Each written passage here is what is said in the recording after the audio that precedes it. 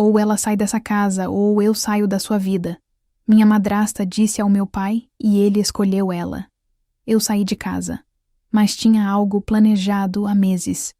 Meu nome é Maria, e esta é a história de como a ganância da minha madrasta e a fraqueza do meu pai me forçaram a orquestrar a queda de ambos, uma queda que eles jamais viram chegar. Tudo começou no dia em que meu pai, um homem que eu um dia admirei, se casou com Verônica. Ela entrou em nossa casa, uma mansão imponente na fictícia cidade de Vale Dourado, com um sorriso doce e olhos que calculavam cada centímetro quadrado da propriedade. A casa, herança da minha mãe, era mais do que tijolos e argamassa para mim. Era o santuário das minhas memórias mais felizes, o último vestígio tangível da mulher incrível que me deu à luz e que o destino levou cedo demais. Minha mãe, uma empresária visionária do setor de agronegócio, construiu um império do zero. Ela era a força, a inteligência e o coração da nossa família.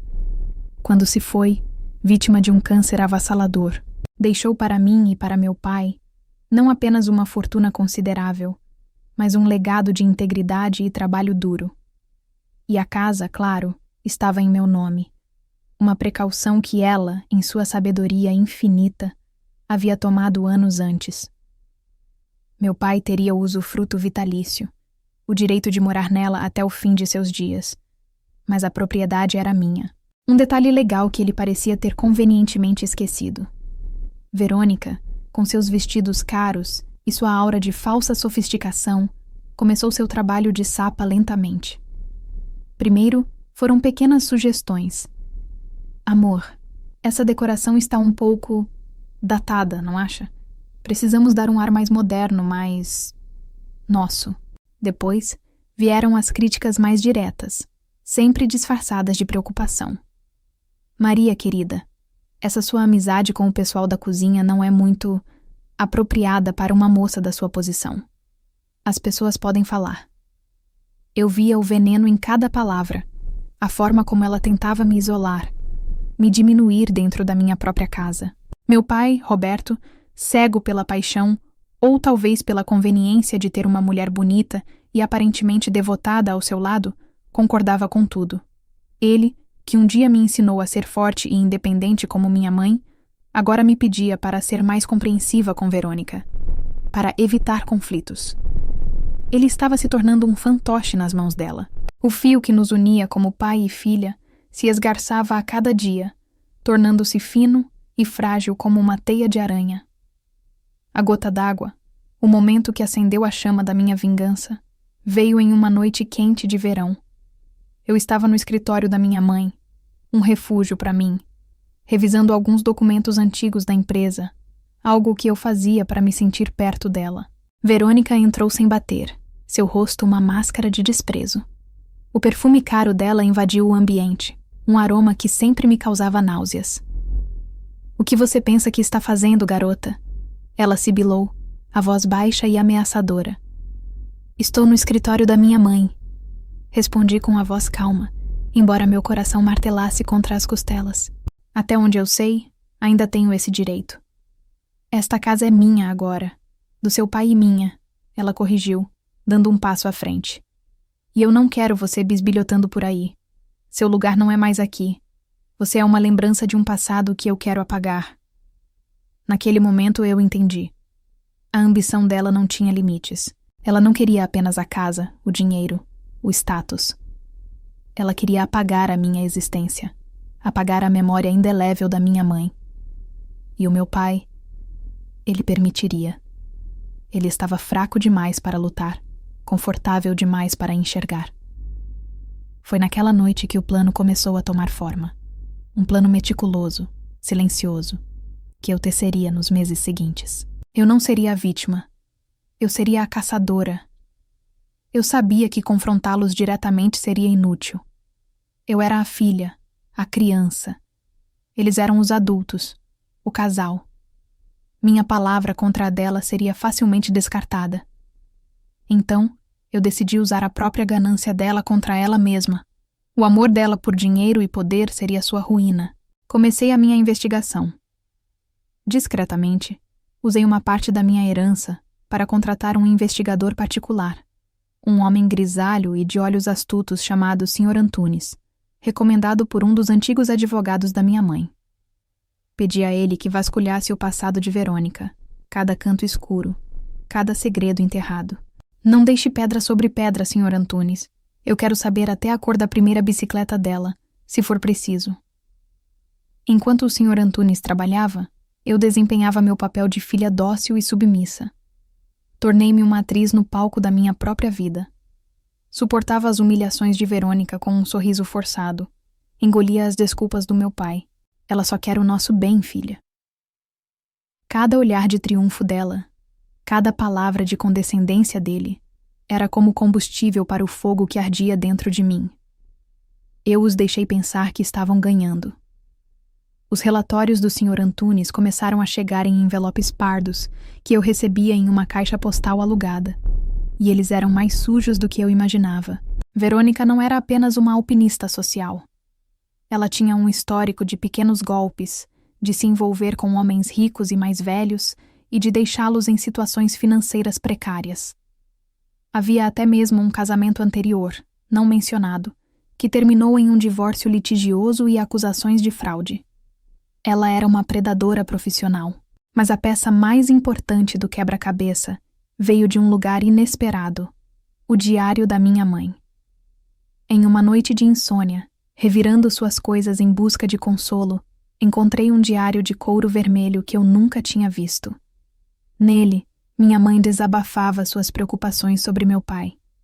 Ela o amava, mas conhecia sua fraqueza por elogios, sua necessidade de validação externa, sua tendência a se deixar levar por aparências. E, para minha surpresa, ela mencionava Verônica. Elas se conheceram brevemente em um evento social, anos antes de meu pai conhecê-la. Minha mãe a descreveu como uma mulher com um sorriso faminto e olhos de predador. Ela havia sentido o perigo. E em uma das últimas anotações, escrita com a letra já trêmula pela doença, ela deixou uma mensagem que gelou meu sangue. Tenho um pressentimento terrível sobre essa mulher. Se algo me acontecer, Maria, saiba que tudo o que fiz foi para te proteger. A casa é sua. A empresa é nossa. Não deixe ninguém tirar isso de você. Use a cabeça. Era como se ela estivesse falando comigo do além-túmulo. A mensagem era clara. Eu precisava ser mais esperta. Com as informações do Sr. Antunes e as palavras da minha mãe ecoando em minha mente, meu plano se solidificou. Não era apenas sobre expor Verônica. Era sobre dar ao meu pai uma lição que ele jamais esqueceria. Era sobre honrar o legado da minha mãe e proteger o que era meu por direito. Comecei a agir. Com a orientação de advogados financeiros de primeira linha, iniciei a transferência discreta dos meus ativos, diversificando meus investimentos e movendo fundos para contas seguras que só eu podia acessar. Eu estava construindo minha arca financeira antes do dilúvio. Consultei também advogados cíveis, os melhores do país, para entender cada brecha legal, cada cláusula nos documentos que minha mãe havia deixado. Descobri que o usufruto vitalício do meu pai sobre a casa estava condicionado ao seu papel de guardião do meu bem-estar. Uma condição que ele estava prestes a violar de forma espetacular. Eu estava me preparando para a guerra, afiando minhas armas legais e financeiras. Ao mesmo tempo, comecei a plantar sementes de dúvida na alta sociedade de Vale Dourado. Em conversas casuais com amigos da família, eu deixava escapar pequenas preocupações sobre os gastos excessivos de Verônica, sobre como meu pai parecia estressado com as finanças. Tia Lúcia, o papai parece tão cansado. Verônica comprou outro carro importado essa semana, e eu me preocupo com ele. Eu dizia com uma expressão de filha dedicada. Eu não fazia acusações diretas, apenas sussurros, sugestões, que se espalhariam como fogo em palha seca no nosso pequeno e fofoqueiro círculo social. O clímax, a noite que mudaria tudo, veio em uma quinta-feira. A tensão na casa era palpável há semanas. Verônica, sentindo que seu controle sobre meu pai poderia estar ameaçado pelos meus sussurros e pela minha presença silenciosa, decidiu jogar sua cartada final. Ela precisava me remover permanentemente da equação. Eu estava no meu quarto, terminando de arrumar uma pequena mala de mão com itens essenciais. Um ato de premonição ou talvez de preparação. Foi quando ouvi os gritos vindos da sala de estar. Eu não vou mais tolerar a presença dessa garota nesta casa, Roberto. Verônica gritava, sua voz normalmente melosa, agora estridente e cheia de veneno. Ela me olha com desprezo. Ela conspira contra mim. Você precisa escolher. Meu coração parou por um segundo. Era agora. O momento da verdade. Verônica, por favor, se acalme. A voz do meu pai era fraca, suplicante. Era a voz de um homem encurralado. Não, eu não vou me acalmar. Ou ela sai desta casa e da sua vida, ou eu saio. A escolha é sua. Houve um silêncio pesado, que pareceu durar uma eternidade. Eu prendi a respiração, esperando, embora no fundo do meu coração partido, eu já soubesse a resposta. Tudo bem, ele disse finalmente, a voz embargada pela rendição. Ela irá. A dor que senti naquele momento foi aguda, cortante como um caco de vidro. Mas foi rapidamente substituída por uma determinação fria e cortante. Ele a havia escolhido. Ele havia escolhido a mentira, a ganância, em vez da própria filha, do próprio sangue. Eu fechei minha mala silenciosamente. Desci as escadas, meus passos abafados pelo tapete persa. Eles estavam na sala. Verônica com um sorriso vitorioso no rosto. Meu pai de costas para a porta, os ombros caídos em derrota.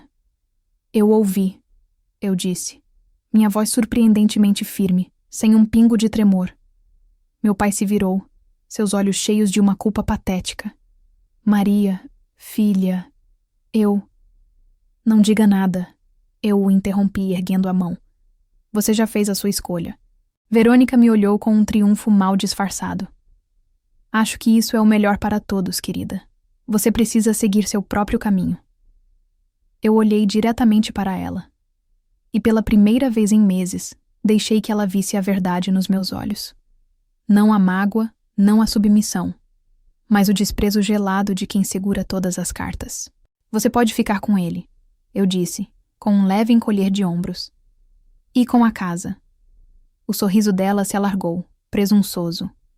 Por enquanto, eu acrescentei, e vi um lampejo de incerteza em seus olhos. Ela não entendeu, mas a semente da dúvida foi plantada. Eu me virei e saí pela porta da frente, a mesma porta por onde minha mãe saiu pela última vez. Não olhei para trás. A noite estava fria, mas eu me sentia aquecida pelo fogo da minha vingança prestes a ser servida. Eles não tinham a menor ideia do que eu já havia colocado em movimento meses antes. A teia estava tecida. Era hora de puxar os fios. Nos dias que se seguiram, instalei-me em um apartamento discreto que havia alugado com antecedência. Foi um período de solidão e foco intenso. Enquanto Verônica e meu pai celebravam a paz recém-conquistada, com jantares e festas para exibir seu poder, eu estava acionando a fase final do meu plano. O primeiro golpe foi financeiro e corporativo.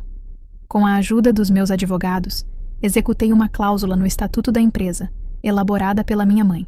A cláusula estipulava que, em caso de conduta que desonrasse a memória da fundadora, o controle majoritário das ações da empresa, que ele administrava com displicência, passaria imediatamente para mim.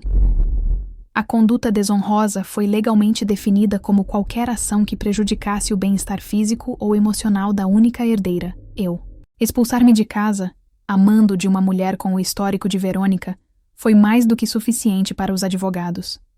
A notificação judicial chegou à mansão em um envelope pardo, entregue por um oficial de justiça.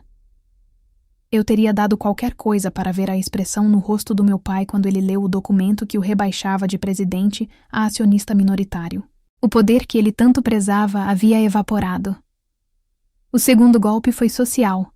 O dossiê completo do Sr. Antunes sobre Verônica, incluindo cópias de processos, depoimentos de ex-parceiros lesados e provas do seu casamento secreto e do divórcio fraudulento, foi vazado anonimamente para os principais colunistas sociais e blogs de fofoca de Vale Dourado. O pacote incluía fotos, documentos e até um áudio de Verônica tentando extorquir um antigo amante. Em questão de horas, a imagem de dama da sociedade de Verônica foi obliterada. Ela se tornou a pária da cidade, o assunto de sussurros maldosos em cada clube, em cada jantar. A mulher que vivia de aparências viu seu mundo de ilusões desmoronar. Mas o golpe de mestre, aquele que eu guardei para o final, foi a casa. Cerca de 1 mês após a minha saída, com as finanças do meu pai congeladas pela disputa acionária e a reputação de Verônica em frangalhos, entrei com uma ação de reintegração de posse. Legalmente, a casa era minha. O usufruto do meu pai estava atrelado ao seu papel de guardião. Ao me expulsar, ele havia quebrado os termos do acordo legal, anulando seu direito de permanecer ali. A audiência no fórum foi um espetáculo. Meu pai e Verônica chegaram de mãos dadas, uma frente unida que já não convencia ninguém.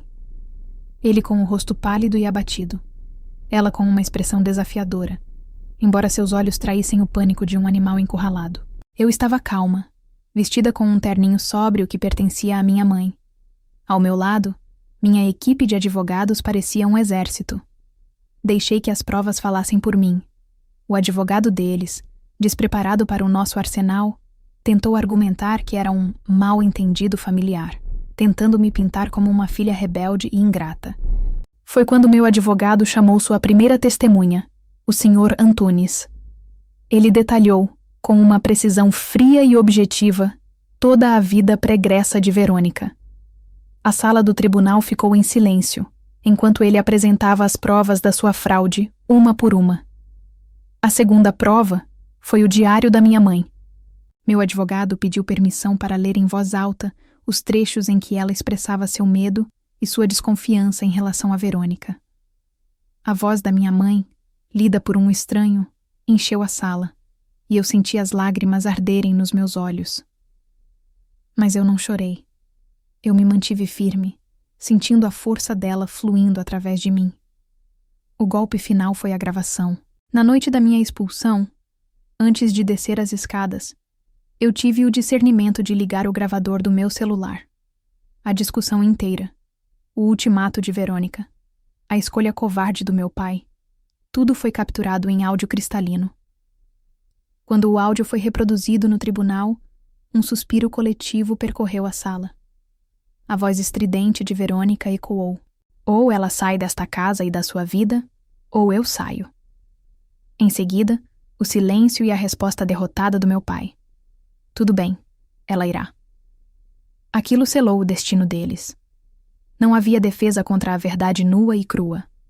O juiz, um homem de semblante severo, não precisou de muita deliberação. A decisão foi rápida e brutal. A reintegração de posse foi concedida a mim, com efeito imediato. Meu pai e Verônica tinham 24 horas para desocupar a minha casa. No dia seguinte, voltei para casa.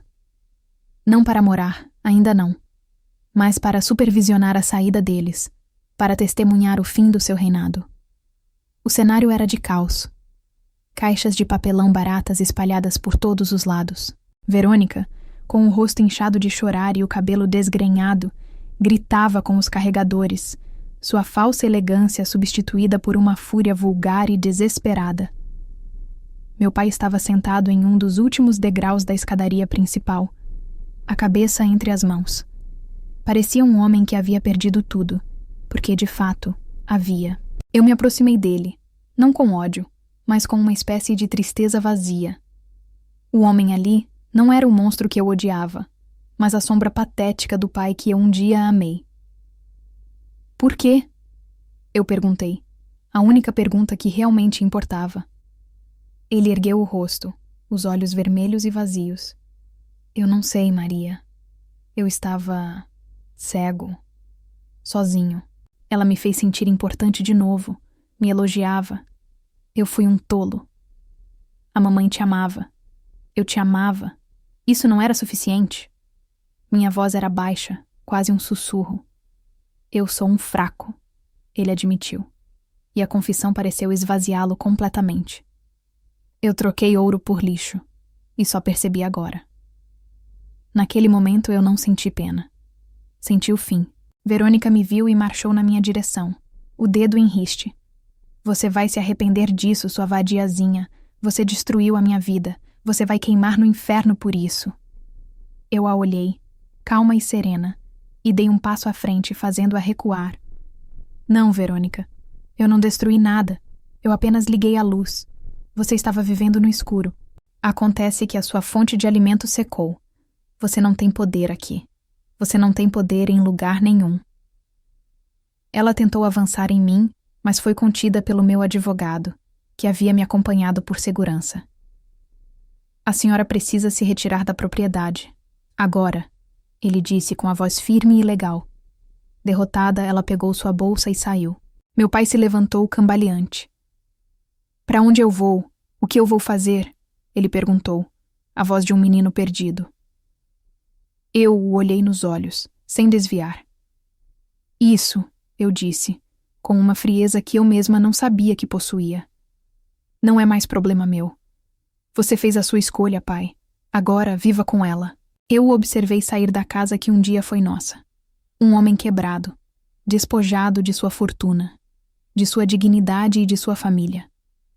Ele havia escolhido a mulher que lhe prometeu o mundo, e no final, ficou sem nada. Verônica soube depois, tentou aplicar seus golpes em outras cidades, mas sua reputação a precedeu. A história do escândalo se espalhou. Acabou se envolvendo com pessoas erradas, muito mais perigosas do que um velho fraco e uma jovem magoada. Os boatos dizem que ela acumulou dívidas com agiotas e teve um fim solitário e miserável em algum lugar distante. Um final justo, sem alarde, mas definitivo. Eu vendi a mansão. Era grande demais, cheia de fantasmas demais. Com o dinheiro e o controle total da empresa da minha mãe, eu a reergui, tornando-a maior e mais forte do que nunca, baseada nos princípios de integridade dela. Mudei-me para um lugar mais simples, uma casa de frente para o mar, onde o som das ondas me lembrava que a vida, assim como as marés, está sempre em movimento, limpando a areia. Não perdoei meu pai. Algumas traições são profundas demais para serem curadas com um pedido de desculpas. Mas com o tempo, a dor deu lugar a uma paz fria. Ele fez sua escolha e eu fiz a minha. E no final, eu honrei o último desejo da minha mãe. Eu fui mais esperta. Eu sobrevivi. E finalmente eu estava livre.